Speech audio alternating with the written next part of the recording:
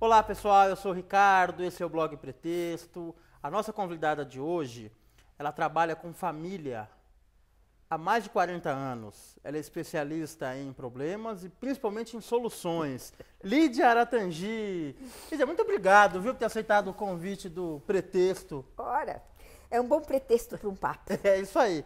Eu acertei na data, é mais de 40 anos mesmo que você Ah, eu parei de fazer a conta. parou de fazer, né? Se você quer saber, começou em 76. Aí você conta aí. Minha idade. Pronto. 38. Tá vendo? Desde que você nasceu, tô nessa. Lídia, 38 anos aí trabalhando com essa turma, com casamento e tal. Alguma coisa ainda te surpreende? Ah, mas toda semana. Toda semana ainda tem? Mas, assim, é infinita a criatividade dos casais para fazerem encrencas novíssimas. Tem sempre novidade, não paro de aprender. Minha impressão é que eu sei cada vez menos, porque cada vez tem mais coisa para aprender, mais tipo de casal, mais tipo de dinâmica de família. Não, tô aprendendo muito ainda. Ó, a entrevista de hoje vai ser um pouquinho diferente das que eu faço sempre. Eu selecionei algumas frases, aí eu falo a frase e a pergunta vai estar relacionada com a frase. Tudo bem, como eu não sei como você faz sempre. Pronto. Vai saber hoje um modelo diferente. Tem uma frase famosa que fala assim que casamento é igual submarino. Até boia, mas foi feito para afundar. Não é que ele foi feito para afundar, mas ele com certeza, ele não foi feito para isso que a gente passou a usar o casamento e a esperar do casamento hoje. Quer dizer, o casamento ele foi criado por uma questão de resolver problemas de herança, problemas jurídicos, de patrimônio. Essa ideia de que você casa por amor e para ser feliz e para sempre é uma modernidade aí que não fazia parte. Historicamente é mais recente isso, né? É, claro, ele foi criado assim como uma questão jurídica, no máximo uma questão social. Tá. Virar uma questão afetiva e emocional, isso aí foi invenção nossa. Então, a comparação com o submarino não é verdadeira, porque ele não foi feito para afundar. De fato, ele não foi feito para ser submarino, coisa nenhuma. Ele foi feito para ser um veleiro levezinho, assim, para resolver questões absolutamente externas às questões emocionais. Não tinha nada a ver.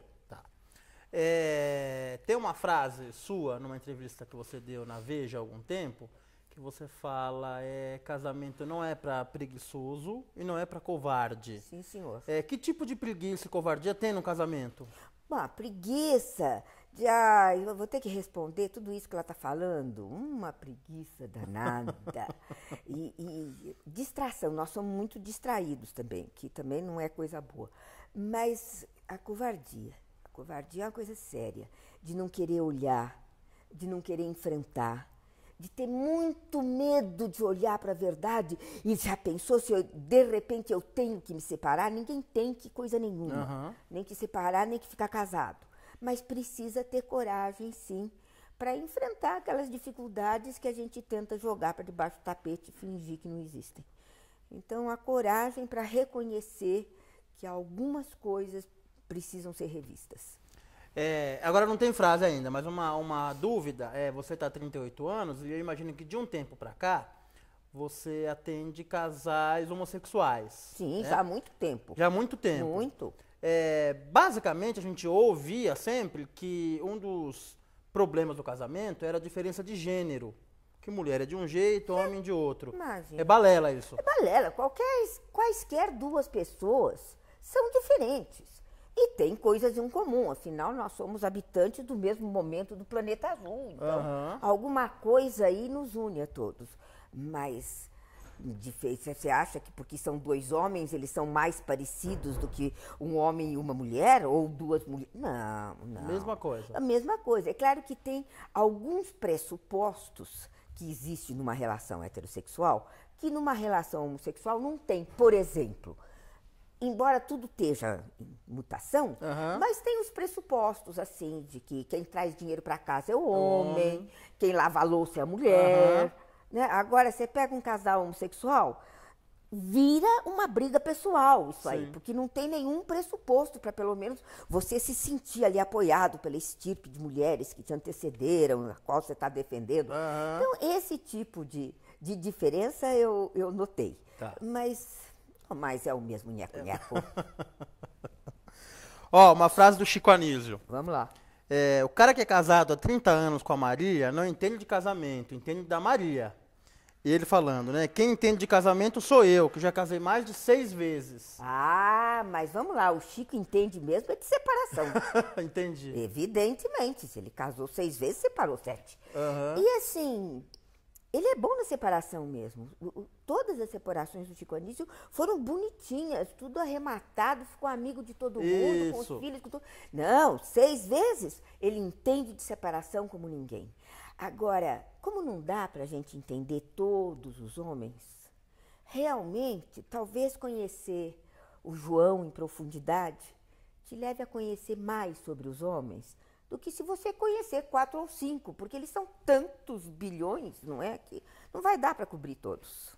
Pelo menos em profundidade, eu estou há 60 anos com... Você está 60 anos com o Paulo. de teto em cima, assim, são 52, mas naquele tempo a gente namorava e só casava depois de formado. Sim, então, sim. levou tempo. E provavelmente nem você nem ele são as mesmas pessoas, né? Não dá pra falar que você Não. tá casado com a mesma pessoa, né? Imagina, é o mesmo RG. Mas, evidentemente, eu não teria nada a fazer com aquele moleque.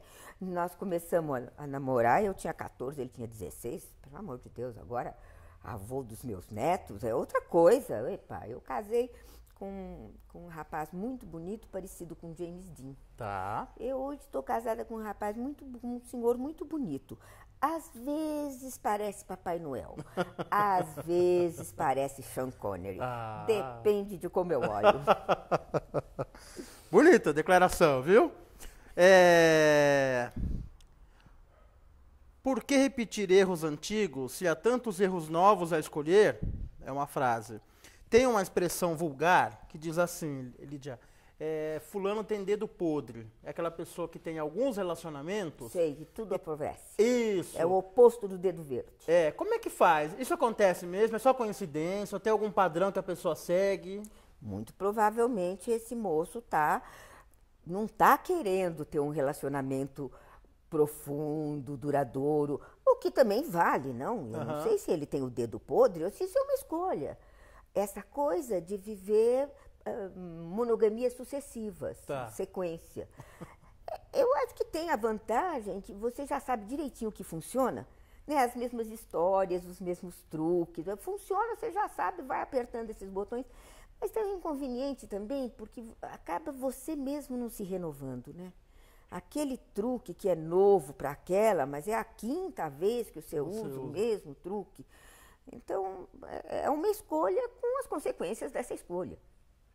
Mas dedo podre não é uma boa expressão. Não é uma boa expressão, né? Não é uma boa expressão. E eu já ouvi tanto de algumas pessoas falando delas mesmas, falando, puxa vida, parece que eu tenho um dedo podre, cada namorado, cada marido é pior que o antecessor. Então, realmente está na hora de olhar para dentro, eu não diria o dedo, mas alguma coisa está lá dentro que faz escolher as pessoas. Vai ver, ela mostra facetas dela que atraem pessoas que têm pouco a ver com aquilo que ela é de fato e ela procura de fato. Isso é bastante comum. Isso não é comum, né? Você se faz livre, leve e solta e, na verdade, não é nada disso. O que você quer mesmo é uma coisa bem tradicional, bem antiga, mas livre, leve e solta vai atrair outro tipo de parceria.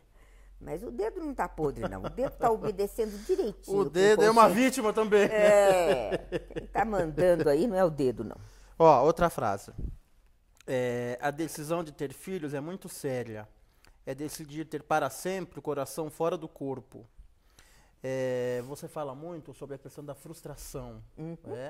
Que frustração faz parte da vida. Faz parte da rota. Não é uma ponto desvio. fora. Não é desvio, né? Não. Como é que a gente faz para lidar com a frustração dos filhos? Porque a tendência dos pais é tentar evitar de todo custo, como é que a gente faz? Começa lembrando disso, né? Frustração faz parte da vida e, principalmente, evitar as frustrações dos filhos estão nas suas mãos até a página 4. porque muito depressa eles começam a ter desejos e problemas que não estão mais nas mãos dos pais resolver.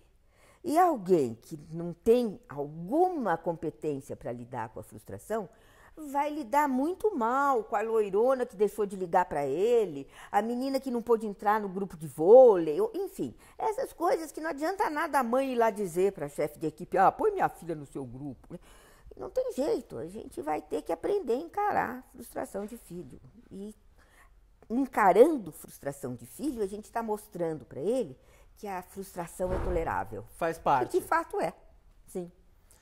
Você acha que de um tempo para cá essa tendência de evitar a frustração aumentou, Lídia? Eu acho sim, que tem tantas fantasias a respeito de infinito enquanto dure, ser feliz para sempre, porque de fato vai ainda com uma imagem tão idealizada do relacionamento e aí não tolera a frustração, porque escuta, ninguém é perfeito, embora a gente faça uma força danada no tempo de namoro para só ir lá com as melhores roupas e com o melhor humor e com o melhor ângulo, mas depois começa a aparecer os outros lados, né? E isso aí não é ruim. Tem que aprender a lidar com essas coisas, porque, de fato, as diferenças é que enriquecem um vínculo, não é? A gente fica fingindo aí que metade da laranja, que não sei o quê.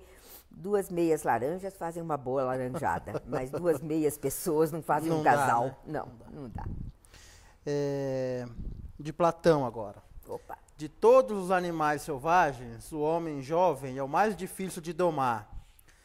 Lidar com um filho adolescente hoje é mais complicado do que antigamente? A adolescência é pior? Olha, eu acho que cada geração com as suas complicações. E as que as gerações anteriores apresentavam eram, para os pais, tão graves quanto são as de hoje. Elas são diferentes, mas assim, ocupam toda a intensidade, né? Então, o que temos hoje é diferente do que tinham nossos pais ou nossos avós. Mas o nível de ansiedade, de preocupação, de frustração, acho que é uma constante. Em qualquer geração tem o mesmo nível. Mas hoje a adolescência ela começa antes, né, Lídia? Não só começa antes, né, amigo? Ela começa antes e ela termina muito depois. A adolescência está extravasando, assim, para todos os lados. Era uma fase de desenvolvimento que, assim, dos 14, 15 até 17, 18. Isso, exatamente. Agora não, ela começa cada vez mais cedo, termina cada vez mais tarde, e mais que isso, todo mundo quer ser adolescente.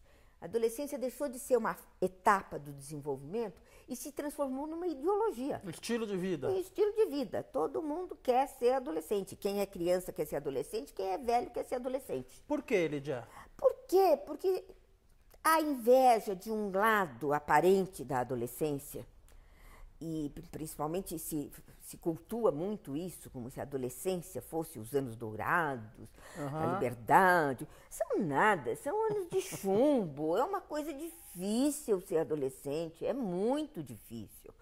Ser adolescente não é andar de camiseta jeans e tênis. Ser adolescente é enfrentar as dores do crescimento. Ter que se acostumar com um mundo que ele não conhece. E imagina viver dor de amor pela primeira vez, isso é uma coisa intolerável. Até a gente descobrir que é capaz de sobreviver a isso. Então, o que se inveja no adolescente é uma parte muito fininha da superfície do que vive um adolescente. E é com esse estereótipo que o pessoal se espelha para ter inveja. Mas não é isso, não. A gente filtra, né? A lembrança, né? São anos confusos, são anos enevoados, não são anos dourados. E hoje, mais ou menos, vai até que idade, Lídia? Depende, 35, 40, pode contar. Porque assim, verdade que assim, o mercado de trabalho está mais complicado. Então, antes, isso era na minha geração, meu pai podia dizer com toda tranquilidade que se eu tivesse um diploma de uma boa faculdade, que me desse uma profissão, ele podia ficar sossegado. Hoje não é isso. Assim, né? Hoje, daqui um pouco, para ser faxineira, você vai ter que fazer doutorado em detergente, ou qualquer coisa assim. Então, realmente, demora mais para você estar pronto. Também, eu acho que hoje em dia se tem menos motivos para sair da casa dos pais. Antes, a gente tinha que sair mesmo, para poder ter uma liberdade, uma ligação com o namorado, tinha que sair. Agora, imagina, fica no quarto ao lado, numa boa, e não precisa, não tem essa motivação te empurrando para fora. Então fica até mais tarde, e essa condição de morar na casa dos pais realmente não completa o desenvolvimento, né? Para ali no estágio pré-adulto. Falando sobre relacionamento ainda, tem uma frase do Groucho Marx, boa. A frase é só um pretexto para te perguntar, tá? Não é exatamente sobre a frase. A frase é assim, ó, estes são os meus princípios, mas se você não gosta deles, eu tenho outros. E qual é a pergunta? A pergunta é assim, alguns casais que eu conheço, que eu às vezes observo, um se anula completamente. É como se fala assim, olha, eu tenho essa minha personalidade, mas se você não gostar, eu fico parecido. E dá a impressão que em algum momento um deles vai parar e vai falar, puxa, essa pessoa virou eu mesmo, né? Eu casei comigo, né? Por que acontece isso? É comum, Lídia?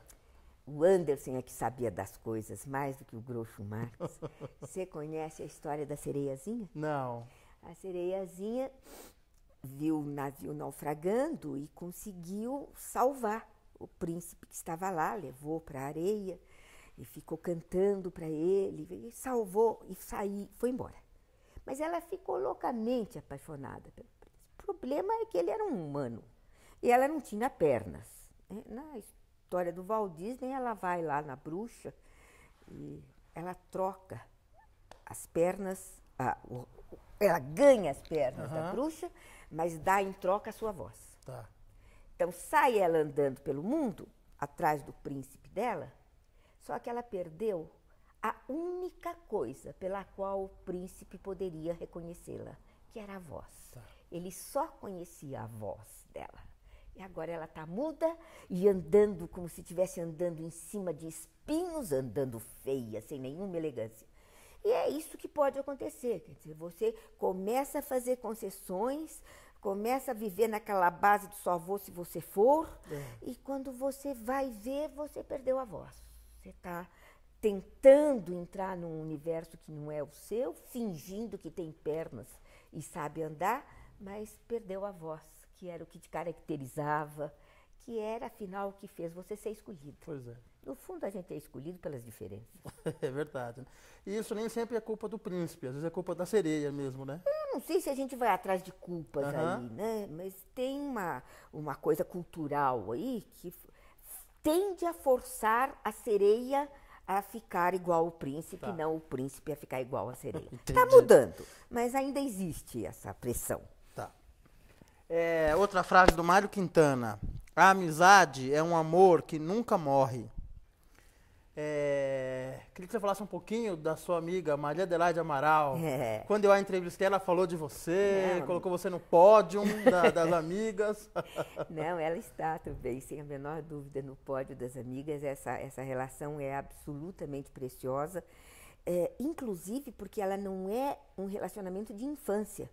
É muito raro você, depois dos 30 ou dos 40, já não lembro mais, fazer uma amizade assim, desse nível de intimidade, de intensidade. Ganhar uma amiga de infância com 30, 40 é mais difícil, né? E foi realmente o que aconteceu com a gente. E hoje, até hoje, e principalmente em momentos difíceis, é o colo possível a amiga, né?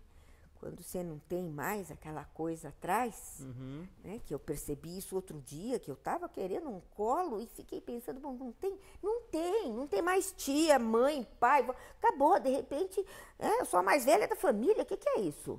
As pessoas querem o teu colo, né? Claro, e tudo bem, tem. Claro. Mas aí, por isso, é muito precioso você ter uma amiga para quem você pode pedir colo e saber que vai ser acolhida. Isso realmente é um privilégio. Muito legal. Na sua experiência como psicóloga, essa questão da amizade é uma coisa que é um fator que gera problema, gera desgaste, as pessoas têm dificuldade nessa área? Com amigos, você diz? Por falta de amigos ou por... Por falta de amigos, com certeza. Não, eu acho que a dificuldade com os amigos aparece, em geral, em função de ciúme dos parceiros. Tá. Isso que é uma coisa que às vezes dá um trabalho danado. Você convencer o cara que de fato trata-se de um amigo. De um amigo, entendi. E que assim, amizade é uma relação que se resolve toda da cintura para cima. Não entra baixo ventre, não entra nada disso. Se entrar, muda de nome. Tá. Mas às vezes cria esse tipo de dificuldade, independente de ser um amigo ou uma amiga. Tá. O fato de você, em algum momento, preferir estar com uma outra pessoa que não com seu cônjuge amado. Entendi. Então, isso às vezes é difícil do outro entender. É um desgaste. Uma frase da Marilyn Monroe: sonhar em ser atriz é melhor do que se tornar uma. Eu descobri, você imagina quem que me contou, que você foi a primeira narizinho da TV brasileira. Lá vem a pré-história. Isso foi uma revelação. Eu estudei a sua vida e não achei isso. Como é que é essa história, Lídia? Não, essa história é preciosíssima, essa história, se você quer saber mesmo como é essa história. Depois, se você quiser, até te mando umas fotos. Eu quero. Então, mas mais interessante ainda é a história de como é que isso foi acontecer. Então, te conto. Eu tinha terminado a cartilha, ou seja, eu estava apta a ler. Uhum. E aí aconteceu pela primeira vez uma coisa que se repetiu em todos os anos, até que depois inverteu, que era ir à livraria, escolher o livro que quisesse, ou quantos quisesse depois, e pôr na conta do pai, que ele... isso foi até eu começar a dar livros de presente para eles. Enfim, então lá estava eu com a minha mãe, praticamente tinha 2 livrarias em São Paulo, nós estávamos numa delas, na Barão de Itapetininga, que era a Brasiliense, e estávamos lá, pegava um livro, abria, punha de lado, pegava outro, minha mãe pegava olha esse. E tinha um senhor olhando ali para nós duas com certo interesse. Aí ele acabou chegando perto e perguntando, mas o que vocês estão procurando, as duas que não encontram, que mexem tanto livro? Aí a minha mãe explicou que eu tinha terminado a cartilha, então era o meu primeiro livro e que eu estava levando muito a sério essa escolha. Aí ele pega um livro ali na prateleira e pergunta, você conhece esse livro? Eu achei que o homem era um pouco lerdo, eu tinha acabado de dizer que eu só conhecia a cartilha. Ele diz, é estranho que você não conheça, porque esse livro é sobre você. Opa! Dei uma olhada ali naquele livro, parecia interessante. O livro era gordinho, isso era para mim, estava muito claro que eu queria um livro gordo, já que era um só, tinha que ser gordo. O livro era gordinho, tinha umas ilustrações bonitas, mas tinha tanto livro ali, eu digo, não, pera, deixa esse aqui, depois a gente, vamos ver mais. Vi, depois eu digo, não, mãe, eu quero aquele mesmo do moço. Tá bem, então pegamos o livro, fomos para o caixa, e aí o caixa disse, não, esse livro já está aqui embrulhado, ficou aí de presente para a menina. Eu abro o livro e tem uma dedicatória que dizia o seguinte, a minha narizinho de tranças, e eu não sabia que você usava tranças, com muito amor, Monteiro Lobato. Nossa, sensacional isso, Lídia. Esse é o primeiro ato. Segundo ato. Muito tempo depois, não foi tanto tempo depois, é que o tempo naquele tempo durava mais. Provavelmente uns 3, 4 anos depois disso, tem um casal de amigos, muito amigos dos meus pais, estão jantando na casa dos meus pais, e estão contando de um projeto deles de levar Monteiro Lobato para a televisão. Ela estava fazendo as adaptações e ele ia ficar na produção e na direção.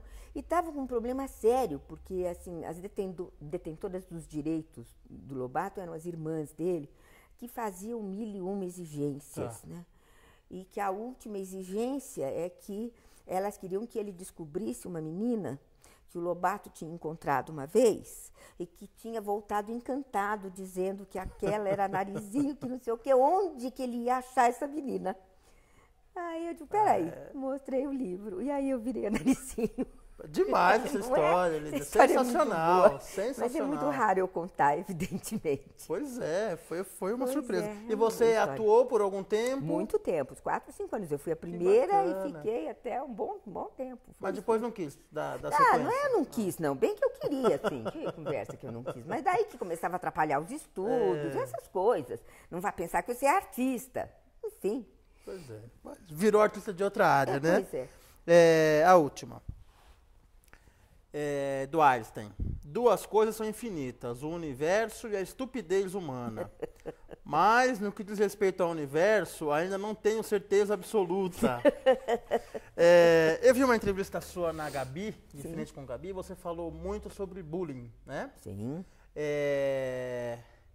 É uma evidência da estupidez humana? É uma evidência de um lado humano, porque assim, não é só a estupidez humana que é infinita, tá? A piedade é Também, infinita também, o amor, a ternura, nós somos infinitos em várias direções. E sei lá do que é que depende iluminar um lado ou outro, se são os canais que a gente tem disponibilizados, não sei. O fato é que o bullying é uma manifestação da estupidez humana, da mesquinharia humana, do medo do diferente, da inveja, às vezes. Com certeza são os piores lados da gente que se juntam para você perseguir uma pessoa que nem pode ser tão diferente de você. Imagina a diferença entre o DNA dos humanos e do chimpanzé é de menos de 2%. Quanto pode ser a diferença entre dois seres humanos que estão ali no mesmo momento de vida? Então, realmente é forçar muito. Precisa uma força danada para você poder olhar o outro daquele jeito e tratar o outro daquele jeito. Parece que em alguma fase da vida a gente está dos dois lados, né? Em algum momento a gente sofre o bullying, em alguns momentos a gente pratica, pelo menos alguns, né? Vamos tomar cuidado, porque assim, essa palavra acabou sendo tão banalizada que ela perdeu a força. Então, deixar claro, o bullying é de uma violência, de uma agressividade, é um grupo, em geral sob o comando de um bobo, de um chefão lá, que está hostilizando, agredindo, humilhando uma pessoa. E não acredite, como muitos pais e professores, é só uma brincadeira. Não é. Brincadeira é quando está todo mundo se divertindo. Quando tem um lado se divertindo e o outro lado está humilhado, oprimido, assustado, você saiu do universo do lúdico e entrou no universo da violência. Então, é violento e muito. Então, eu tendo a achar que a maioria de nós escapou de estar em qualquer um desses lugares. Entendi. Né? Pode ter sofrido enxovalhos, como diz Fernando Pessoa, todos sofremos, mas não chega a ser tão forte, né? Não chega a ser tão forte, E o bullying, não adianta você ficar olhando só para a vítima ou só para o chefão. O bullying faz mal para todo mundo, inclusive para aqueles que estão de plateia e que sabem muito bem o que eles deveriam estar fazendo aquela hora, que era defender o outro, e que não fazem isso por covardia, para ficar bem na foto com o chefão. Então, numa escola, quando há um episódio de bullying, precisa lidar com o grupo inteiro. Isso é um fenômeno que é social. Para encerrar, talvez a informação mais importante da entrevista até agora. Você é uma pessoa muito inteligente, muito preparada, muito equilibrada. Qual o seu time de futebol? Corinthians. Porque é difícil isso? Tá explicado. Imagina. Tá explicado tudo. Pelo amor de Deus, porque essa pergunta é facílima. Mas qualquer um sabe que eu sou corintiana, me encontra no estádio. Quer dizer, agora no Itaquerão vai ser um pouco mais difícil. Mas, ficou mais longe. Claro, o Pacaembu fica no quintal da minha casa. Então, os jogos do Pacaembu, principalmente os da quarta noite, você tava lá. Assídua. Tava lá, com carteirinha de fiel torcedor e tudo. Ora, imagina. Conversei aqui com a musa do Monteiro Lobato, com a mana da Gaviões da Fiel, do Corinthians. Lídia, muito obrigado, viu? Você foi de uma generosidade. Diga. De verdade, é o Rosenberg. Então, vou até te contar que outro dia eu peguei um táxi. Você é Rosenberg, né? Sou irmã dele. Outro dia eu peguei um táxi, mas eu não sou corintiana por isso. Antes, não, claro. Eu era corintiana antes dele. Claro. Outro dia eu peguei um táxi e a gente passou em frente ao Pacaembu, naturalmente, e ele começamos a falar de futebol e corintiana, então isso aí logo dá papo, bom, estamos falando. E assim. Rende, né? E eu estou mesmo muito obrigada com o time, com a torcida, com a diretoria, com a atuação que estão fazendo tudo errado. Tá bom. Enfim, desde que como é que manda o Tite embora? Pelo amor, de daí eu tô de mal, né? E falei mais ou menos isso pro o moço concordou comigo, e daí ele me solta a seguinte frase, que você vai censurar ali depois. Ele me diz assim: e onde será que tá o porra do Rosenberg que não vem botar ordem nesse bordel? Você acha que eu ia contar pra você?